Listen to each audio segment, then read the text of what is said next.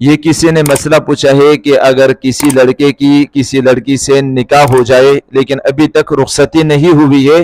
تو رخصتی سے پہلے نکاح کے بعد لڑکا لڑکی کے ساتھ موبائل پر یا ویسی ان کے گھر پہ جا کر بات چیت کر سکتا ہے یا نہیں کر سکتا ہے؟ تو یاد رکھیے گا، شریعت کی طرف سے نکاح کرنے کے بعد لڑکا لڑکی کے ساتھ بات چیت کر سکتا ہے، موبائل کے ذریعے بھی، اور ان کے گھر میں جا کر بھی بات چیت کر سکتا ہے، رخصتی سے پہلے نکاح کے بعد۔